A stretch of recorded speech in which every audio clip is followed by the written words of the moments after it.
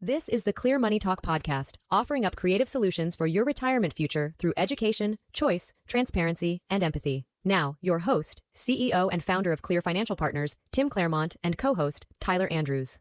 Hello. Good morning, good afternoon, good evening, whatever time it may be, wherever you are. Welcome to Clear Money Talk. Happy to educate and infotain you in any which way we can. I'm your host, CEO and founder of Clear Financial Partners, Tim Clairmont. And as always, with me here is Mr. Tyler Andrews. Thank you, Tim, for the introduction. I like the good morning, good afternoon, good evening, wherever it is that you are. It reminds me of the Truman Show, where he goes, good morning, and if I don't see you, good evening, good afternoon, good night. It does. It really comes back to me. I have no idea. I didn't pre-think that. I just was, frankly, I'm really, really wired on nitro cold brews. I can see now. that. I had a nitro cold brew earlier from Starbucks, and that just wasn't enough. So I had another nitro cold brew can. So we're in for it today. Uber caffeinated Tim. Good. Good. Yeah. That means you're bringing the energy, you're bringing the enthusiasm, and the intelligence to the to the podcast. I'll speak for the energy and the enthusiasm. I'll let you judge on your own for the intelligence. Okay. So let's see it. What are we hitting today? I have no idea what the topic is. As always, if this is your first time listening to Clear Money Talk, Tyler preps this in advance for me, and I have no idea what the question is. You already know what the question is because you chose to click and listen to this show, but I'm going to find out what that is, and we're going to answer it today. So I like the structure that we do that. I think it gives the most raw and real responses and least amount of preparation, and I feel like you get the most natural responses that way. Yeah. So let's dive into it. Topic of the day is old advice holding back your financial future? Is old advice holding back your financial future? The motivation, the where this came from was, I think there's a lot of old money rule of thumbs that a lot of people still stick to like glue these days. And as times change, as they feel like they've changed very rapidly, if you look back 5-10 years, do those things still hold enough water for them to make sense? Or is it an opportunity now to say, okay, maybe we need to reevaluate some of these old rules of thumbs, if you will, and reevaluate how we approach money. So I thought this would be a fun one to talk about. And I totally agree. I'm getting excited. I love this topic. I'm thinking about old wives' tales, like when you're a kid and you hear those old wives' tales, and you follow, and then you find out later on, you're like, oh my gosh, there's absolutely no basis in fact for that, and yet you've been doing it your entire life. And I'm sure there's some great fun examples of that. I don't know, like going out in the cold will increase your odds of getting a cold. Which is, that whole concept of like, I suppose if, weakens your immune system, everything else. There's some science behind that, but some of the, or jump in the puddles and you'll get sick. Like I don't know. There's all kinds of funny things like that, and there are rules of thumb that people are applying to their money. And those may be similar. They may be old wives' tales that we need to debunk and clarify for you, so that you're doing the right thing with your money, because that's what it's all about. So yeah, and I think some of these, I feel like people need something to attach to and to use as a baseline. I think some of these hold some water, although maybe it's dripping out of that bucket slowly as far, but.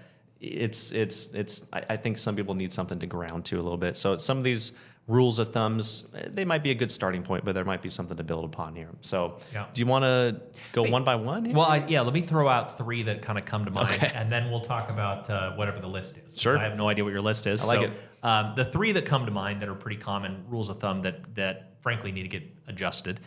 One is the old idea that you should have a percentage of your portfolio in bonds that's equal to your age. That's a rule of thumb that's definitely been debunked. We can talk about that. If you're hanging on to that rule, we'll talk about it, and we'll make sure you understand why you probably shouldn't be doing that anymore. The second rule of thumb that comes to mind for me is I'm thinking of the optimal withdrawal percentage, and that if you withdraw a certain percentage per year, you're going to be okay. Even the 4% rule is something that's been called into question. I think there is more accuracy to that, but that is the 4% rule is still alive and well today, and we could talk about whether or not it is in fact accurate or not accurate. It's worth giving some consideration to that. And then I guess one of the other thoughts that I had is a lot of people have this rule about how much they're saving in their 401k. They think as long as I'm maximizing the match dollars, I'll be okay. And if you're attached to something like that, or maybe even you're attached to something like, so as long as I save 10% of my salary, I'll be okay. Those are some rules of thumb that I have heard some people be attached to before, and those are I guess they might be a nice North Star for you to sort of lean into, and they're not like unintelligent. You should definitely take the match dollars, and you should definitely reach up to the 10% level of contributions. But whether or not that's going to be enough is certainly something I think we need to remove from those rules of thumb, because you should not assume you're going to be okay if you contribute anything based on some rule of thumb like that. You really need to put a little more math behind it. Yeah. But those are the three that kind of come to mind. What's ChatGPT got for us? And those are great ones. Okay, so the first one is pay off your mortgage as fast as possible. Okay, all right. We definitely talk about that. Yeah, we can. Sure. Always keep 6 months of expenses in cash. Stick with the 60-40 portfolio forever. Okay. Retirement means stop working completely. Work for one company your whole life. And then any others we come up with. Well, the work for one company your whole life does still apply to you, Tyler. Just to be clear. That does apply to me. You need to work here at Clear Financial Partners for your whole life. Yes. You are handcuffed to the desk, and I'm not letting you go. No, that's fair. But I think when you work for a company your whole life back in the day, you got a pension and a gold watch at retirement. Well, we could talk about the gold watch and probably even the pension situation. It's maybe when you get a little older. So. Yeah. Okay. Yeah. Anyway, those are a lot of really good rules of thumb there too. So yeah, just given the volume of these that we need to go through, I'm not going to be able to go as deep as I would like to in each one of these categories. So let's just hit them bottom line and check them off. Yeah, I think that's kind of the plan here. Yeah. Just so they're not highly analytical questions. They're more fun. They're more lighthearted. I thought it'd be nice to put these on the podcast and for the listeners to get our opinion about these things. That's great. And these are the types of questions we get from clients all the time. Yeah. Which are important to talk about. So, well, you know what? I think I can knock down two really quick at once. Why don't we start with the 60-40 portfolio all the time and withdrawal percentage? No, not the withdrawal percentage. The whatever age you are, you should put in bonds. Yes. So, okay. Yep. I would say the withdrawal percentage can kind of tie into that it's too. Like a flyer. So we can hit all three of those really quick together in one background for this. Okay. So there was a study done around 2000 called the Trinity Study. You can Google this and check it out around that time. And basically this study was done to try to analyze what was the optimal allocation amongst between stocks and bonds for a typical retiree when you're going to go into retirement. And that was one of the two questions this study was trying to answer. The second question was, what is the highest withdrawal percentage you can take off of a retirement portfolio? The higher the withdrawal percentage, the more income you're getting off the same asset. So think of it as like the goose that's laying the golden eggs. The bigger the eggs are relative to the size of the goose is reflective of your withdrawal percentage. So the more money you could take without running out of money, means more paycheck for you and you don't run out of money. That was the second question that this study was trying to answer. And let's just focus on that first question first, because the Trinity study tested 5 portfolios. They took 100% stock portfolio, they took 100% bond portfolio, 50-50, 75-25, and 25-75. Those were the 5 portfolios they analyzed. And then they back tested typical 30-year retirement segments, because the average retiree in 2000 was retired for about 30 years. So if you retired in, say at 65, the average life expectancy of a 65-year-old was actually close to 95. You're looking at about a 30-year retirement experience. Certainly you might pass before that, or you might live past that. They were just dealing with averages. So if the average retirement experience was 30 years, that's the way they couched this study, and that's the way they worked on it. So they said, what if your 30-year retirement experience was theoretically like January 1st of 1920 to January 1st of 1950? What if it was February 1st of 1920 to February 1st of 1950? And then continuing all the way through to what if it was January 1st of 1970 to January 1st of 2000? And those were the 30-year segments of time they analyzed. And then, and of course, they needed computers to do this. I mean, if you tried to do this in the 50s or 60s, it would have been really, really hard. But all of these 30-year segments of time, they took a look at those 5 different allocations and said, okay, now we're going to withdraw a certain amount of money, take a certain size egg off the goose. And what was the bottom line? The bottom line on the allocations is the typical retirement experience. One of the 5 portfolios stood out clearly as more advantageous than the other 4. And that one was, drum roll, 75-25, 75% stock, 25% bonds. And so the 100% stock portfolio, it turned out, if you retired and just stayed 100% stock, there was a decent chance that your market performance in the first couple of years after retirement could be bad.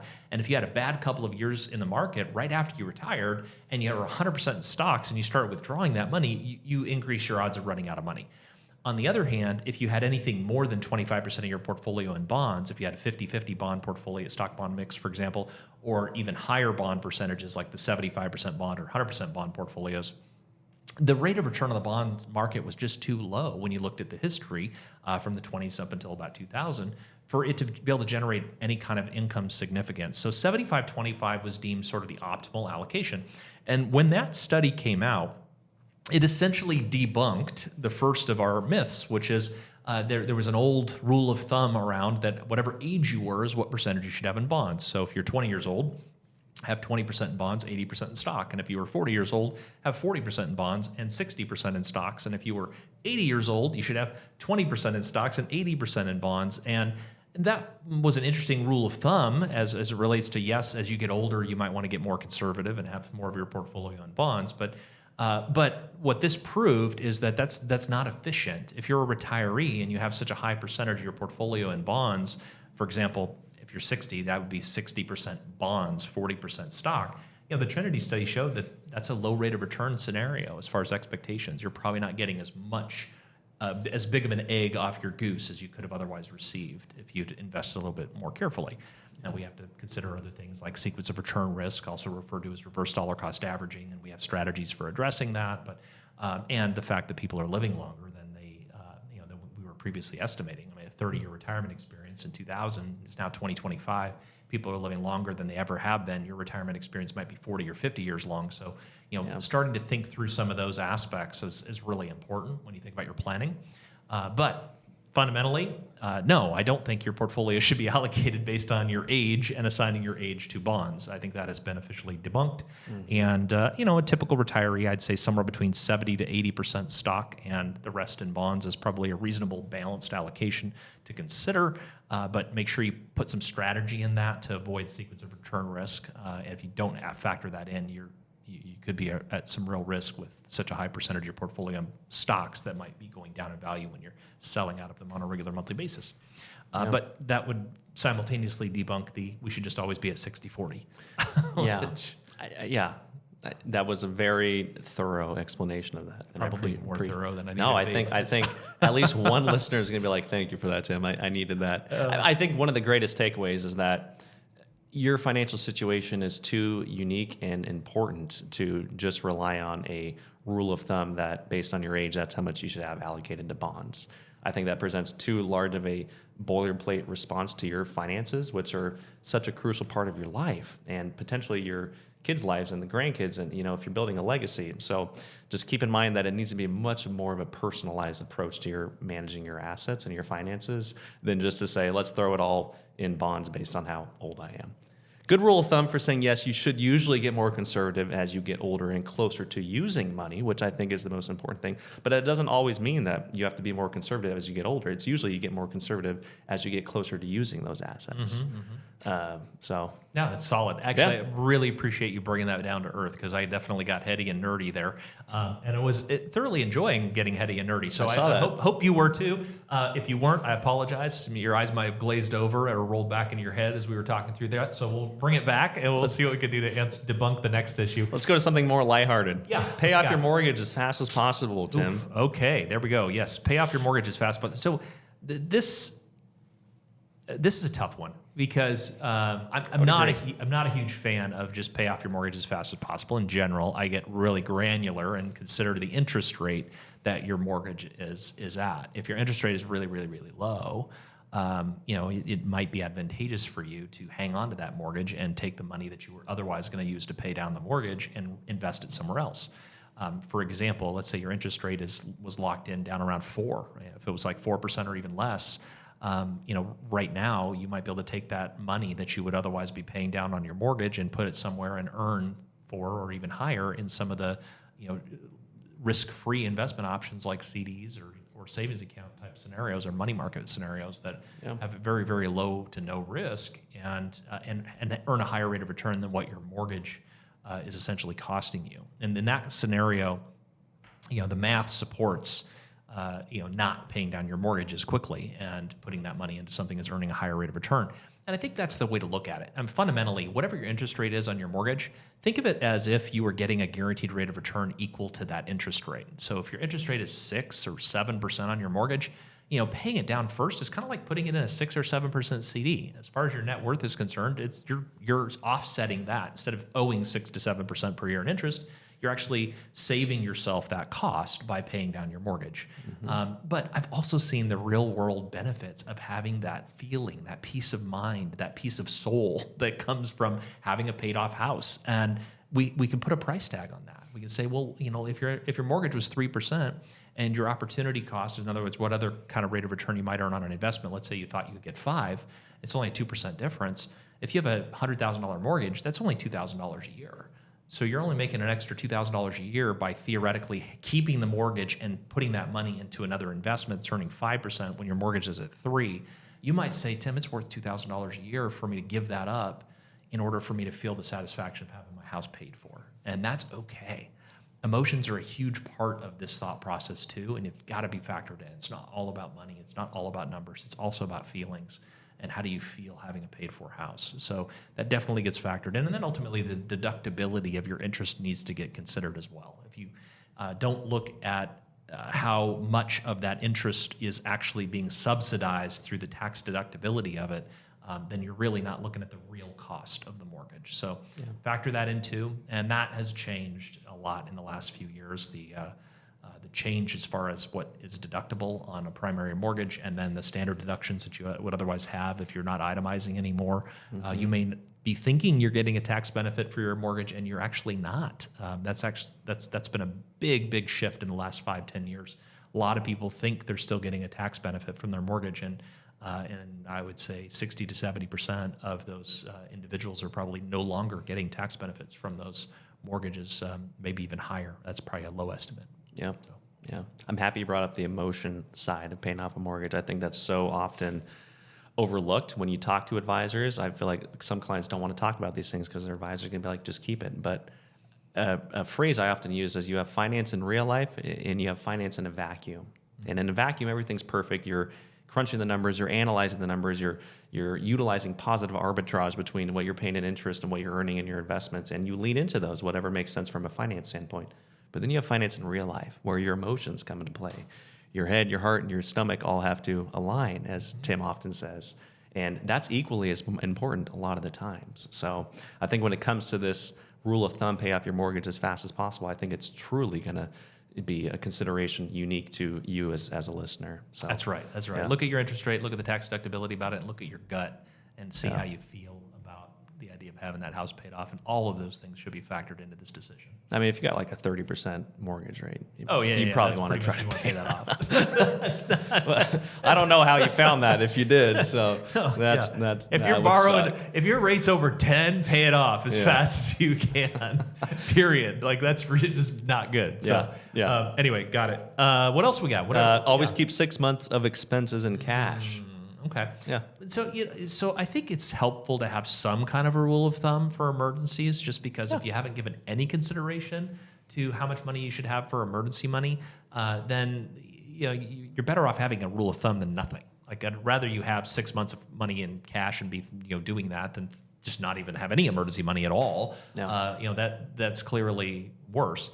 But I've found over the years that emergency money is much more subjective, and it could be 3 months of living expenses. It could be 2 years of living expenses in cash, and it doesn't matter really what the number is. In terms of in an objective way, what matters is subjectively how you feel. I want you to be comfortable with that amount of money, and you got to anticipate the kind of regularity of your income. How stable it is, and what you're spending of it. Are you often spending your entire paycheck and then some? Well, if that's the case, you could probably use some more emergency money, and you should be saving up some more emergency money because you're living paycheck to paycheck. Are you spending maybe 60 to 70% of your paycheck, and you're always saving 20 to 30, 40% more?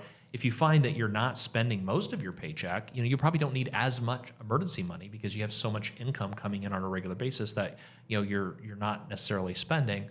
You might be able to take some of that emergency money that you were otherwise setting aside and do other things with it that are earning a potentially better rate of return.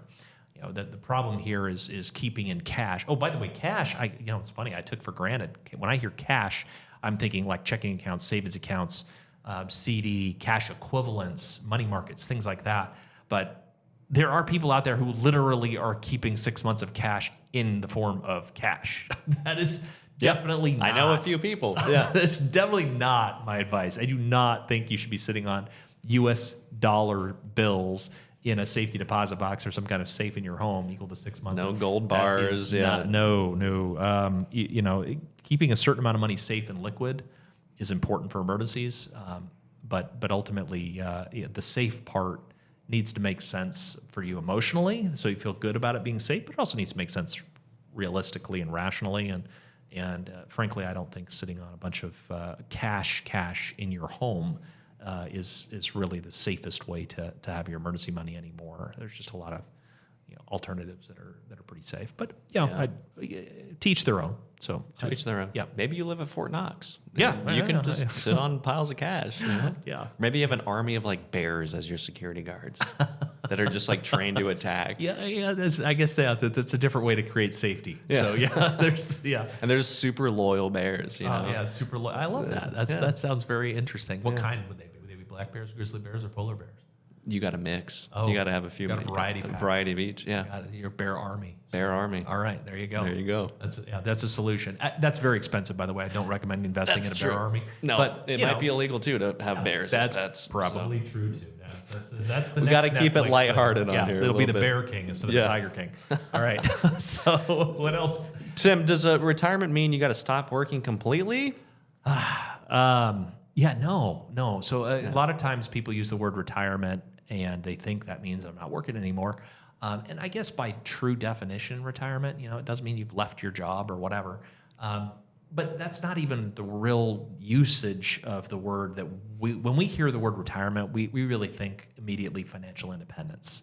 We think that you have enough money that you can stop working, but you don't have to. If you want to stop working, great. I mean, you might hate doing what you're doing and be ready to go. Like, we can run some numbers and let you know if you're ready to go and give you the permission to say, hey, yeah, go ahead, turn in, give your notice, let's retire you. And you don't have to keep working anymore. But many of our clients get to the point where they're financially independent and they don't necessarily want to stop working quite yet. And that's totally okay as well. So retirement doesn't mean you have to stop working. Retirement, in our mind, is the conversation. It means that you can stop working if you want to. Yeah, that's right. Mm-hmm. Work for one company your whole life? Ooh, only if you work at Clear Financial Partners. That's right. That's right. Yeah, it is pretty uncommon nowadays to work for one company. Most people are switching jobs, have multiple professions with multiple companies over the course of their lifetime.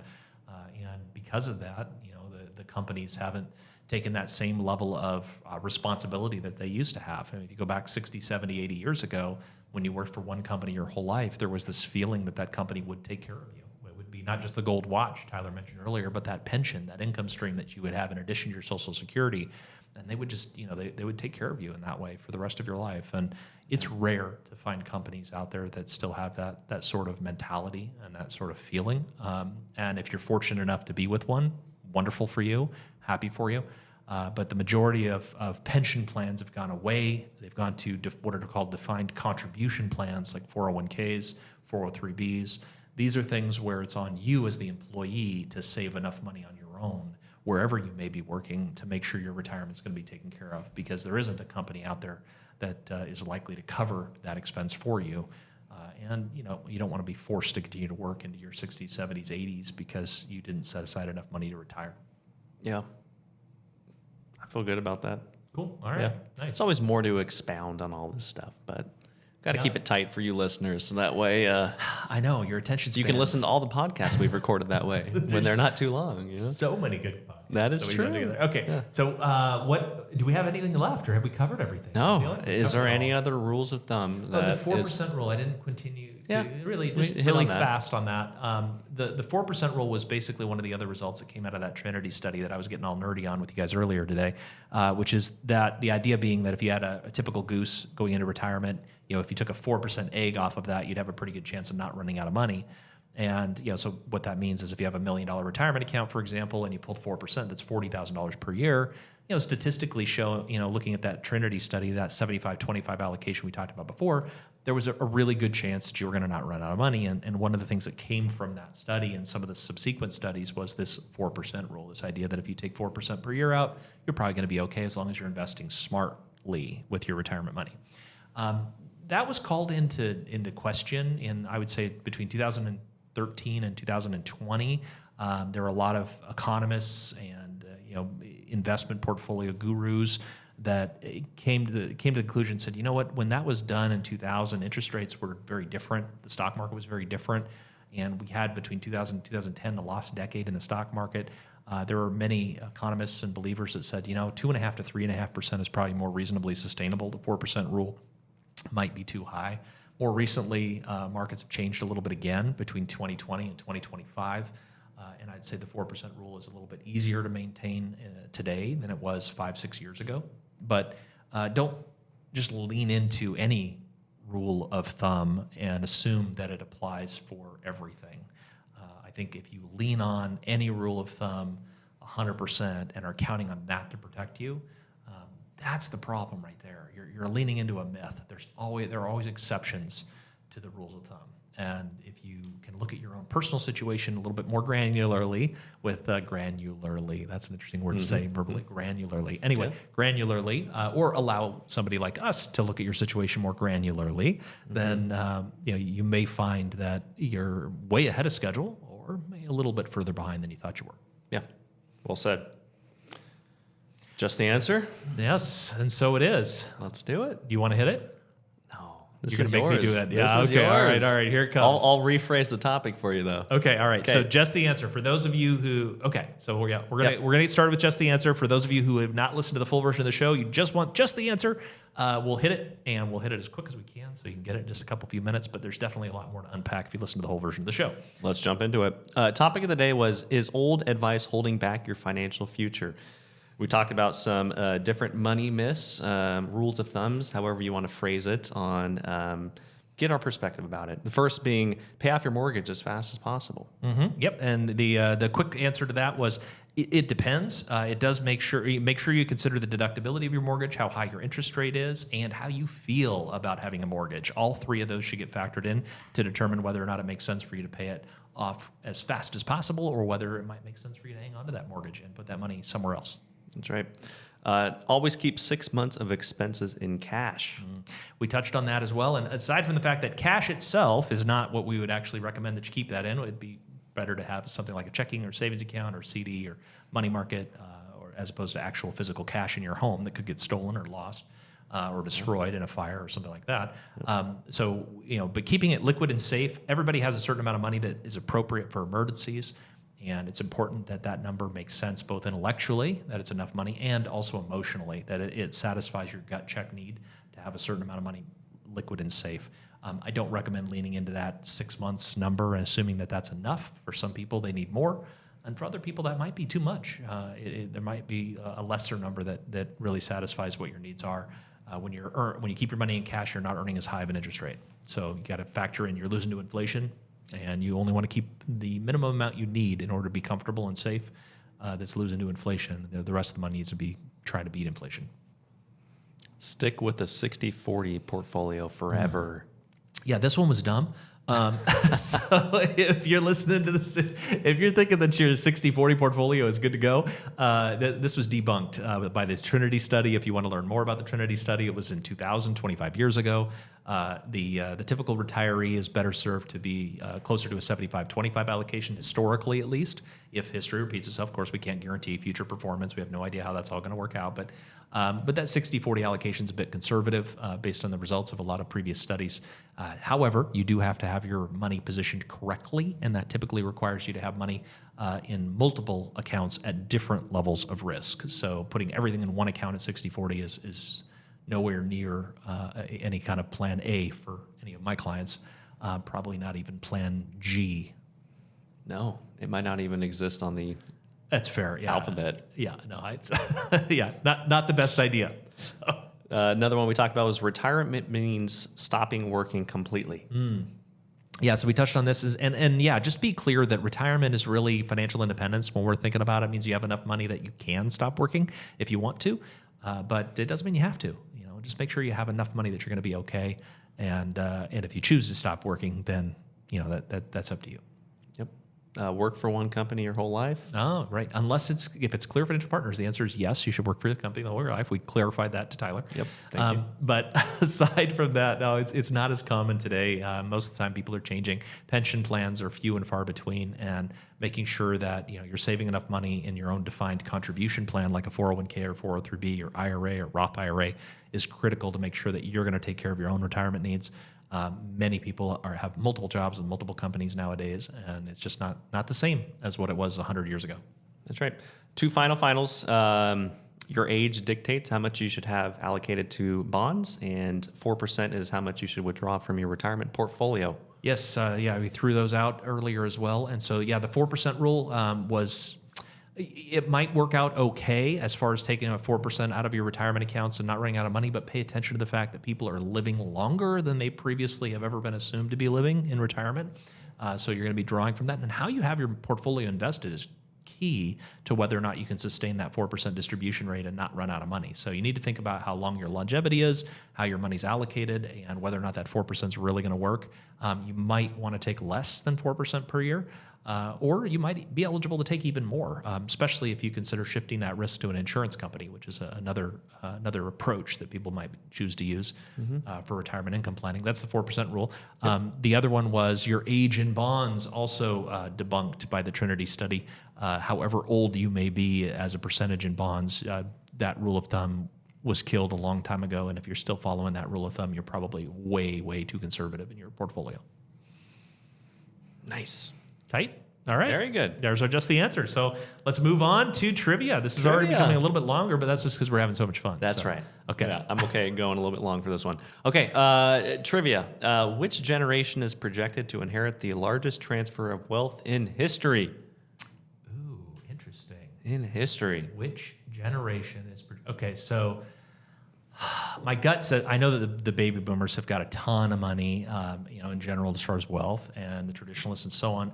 I don't know if the Gen Xers are the ones that are expected to inherit that money from the baby boomers, or if by the time the baby boomers are passing away, because they're all living a lot longer than was previously predicted, that money may skip the Gen Xers and actually pass down to the millennials. But my gut says that the Gen Xers will probably receive most of that money, but I don't know. That's my guess. It's actually in the latter, millennials. So millennials that are going to get it. Millennials are expected to receive the largest wealth transfer in history. Wow. It's in the, I think it was $3 trillion. Wow. Was the number they put on it. Massive amount. So if you're a millennial, just hang in there. Maybe you got some money coming your way potentially. Yeah, and if you're a baby boomer, hang in there as long as you possibly can. We'll do everything we can to help you enjoy your money while you have it. So absolutely. If you've got that bumper sticker that says, I'm spending my kids or my grandkids' inheritance, we get you. That's okay. 100%. Absolutely. All right. Well, Any final thoughts? No, well, it's final thoughts. Just thank you. Thank you for your minutes. Thanks for listening to us at Clear Money Talk. I hope you're enjoying the ROI, the return on investment of your minutes as you give us a listen. And if you're watching us on YouTube instead of listening to us on the Spotify or the Apple Podcast, you might see that we have this really cool new background that we're now utilizing as we're putting a little bit more intentionality in the way we look for you. So hopefully we look as appealing as we clearly sound. If you want to reach out to us, please give us a call, 503-579-1000. Check out our website, www.clearfp.com. We'd love to hear from you. And if we don't hear from you, we look forward to having you guys view the next podcast. Cheers. All right. Thank you so much for joining us on Clear Money Talk. Until next time. Tim Clairmont and Tyler Andrews are investment advisor representatives offering securities and advisory services through Ceteri Advisor Networks LLC, a broker, dealer, and registered investment advisor, member FINRA SIPC. Ceteri is under separate ownership from any other named entity. The views depicted in this material are for information purposes only and are not necessarily those of Ceteri Advisor Networks LLC. They should not be considered specific advice or recommendations for any individual. For a comprehensive review of your personal situation, always consult with a tax or legal advisor. Neither Ceteri Advisor Networks LLC nor any of its representatives may give legal or tax advice. All investing involves risk, including the possible loss of principal. There is no assurance that any investment strategy will be successful. Examples referenced are hypothetical only and do not represent the actual performance of any particular investments. Converting from a traditional IRA to a Roth IRA is a taxable event. A Roth IRA offers tax-free withdrawals on taxable contributions. To qualify for the tax-free and penalty-free withdrawal or earnings, a Roth IRA must be in place for at least 5 tax years, and the distribution must take place after age 59.5 or due to death, disability, or a first-time home purchase up to a $10,000 lifetime maximum, depending on state law. Roth IRA distributions may be subject to state taxes. Distributions from traditional IRAs and employer-sponsored retirement plans are taxed as ordinary income and, if taken prior to reaching age 59.5, may be subject to an additional 10% IRS tax penalty. Investors should consider the investment objectives, risks and charges, and expenses of mutual funds and ETFs carefully before investing. The prospectus, which contains this and other information about the funds and ETFs, can be obtained directly from the company or from your financial professional. The prospectus should be read carefully before investing or sending money. A diversified portfolio does not assure a profit or protect against loss in a declining market. Dollar cost averaging will not guarantee a profit or protect you from loss, but may reduce your average cost per share in a fluctuating market. Investors cannot invest directly in indexes. The performance of any index is not indicative of the performance of any investment and does not take into account the effects of inflation and the fees and expenses associated with investing. Although it is possible to have guaranteed income for life with a fixed annuity, there is no assurance that this income will keep up with inflation. There is a surrender charge imposed generally during the first 5 to 7 years or during the rate guarantee period. There is a surrender charge imposed generally during the first 5 to 7 years that you own the contract. Withdrawals prior to age 59.5 may result in a 10%